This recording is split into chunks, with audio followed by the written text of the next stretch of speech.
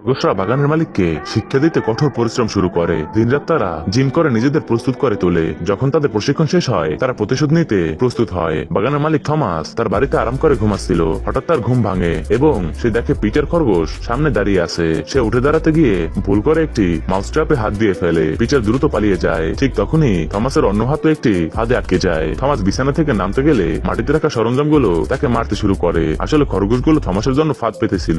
রাগে থমাস খরগোশদের পেছনে ছুটতে থাকে, কিন্তু সে পিছলে গাড়ির উপরে পড়ে। গাড়ি তাকে নিয়ে সিঁড়ি বেয়ে নিচে চলে আসে। থমাস প্রতিশোধ নিতে বাগানে বিদ্যুতের তারে মাখন লাগিয়ে আরেকটি ফাঁদ পাতে। এদিকে খরগোশরা থমাসের ফাঁদ সম্পর্কে জানতো না। এক শামুক তারে লেগে থাকা মাখন খাওয়া শুরু করে। এর ফলে সে এত জোরে ধাক্কা খায় যে তার শরীরের সব কাটা বেরিয়ে এসে খরগোশদের আহত করে। এই ঘটনার পর খরগোশরা বিদ্যুতের সংযোগ পাল্টে দেয়। তারা অভিনয় করে যেন বিদ্যুতে তারা শক খাচ্ছে। থমাস খুশি হয়ে তাদের কৌশল বুঝতে পারে না। থমাস বাইরে যেতে দরজা খুললে বিদ্যুৎ তাকে ধাক্কা দিয়ে দেয়ালে আছড়ে ফেলে। দ্বিতীয় দরজা খোলার চেষ্টা করলেও আবার ধাক্কা খায়। পরে থমাস বুঝতে পারে যে খরগোশরা তার বিরুদ্ধে পরিকল্পনা করেছে। সে বিদ্যুতের সংযোগ কেটে দেওয়ার চেষ্টা করে, কিন্তু পিটার লিভার টেনে তাকে এমন ধাক্কা দেয় যে থমাস ছাদ থেকে মাটিতে পড়ে যায়। রাগে থমাস খরগোশদের গর্তে বোমা ফেলে। বোমার ভয় খরগোশরা গর্ত থেকে বেরিয়ে আসে। থমাস খরগোশদের পেছনে বোমা নিক্ষেপ করতে থাকে। পিটার ধরা পড়ে গেলে থমাস তাকে মেরে ফেলার চেষ্টা করে, কিন্তু তখনই বেলা এসে উপস্থিত হয়। থমাস অভিনয় করে যেন সে খরগোশের সঙ্গে খেলছে। বেলার কারণে থমাস তাকে ছেড়ে দেয়। পরে থমাসের পকেট থেকে রিমোট পড়ে যায়, যা পিটার ইচ্ছাকৃতভাবে চাপ দেয়। এর ফলে একটি বড় বিস্ফোরণ ঘটে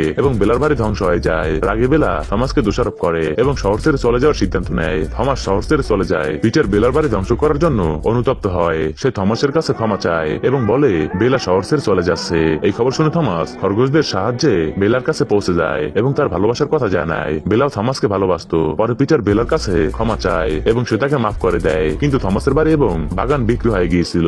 নতুন মালিকের কোনোভাবেই তাদের ফেরত দিতে রাজি হয় না। তখন পিটার এবং তার বন্ধুরা আবার চালাকি শুরু করে। তারা নতুন মালিকদের ভয় দেখিয়ে বাড়ি ছেড়ে পালাতে সাহায্য করে। অবশেষে সবাই খুশি মনে বাগানে বসবাস করতে থাকে।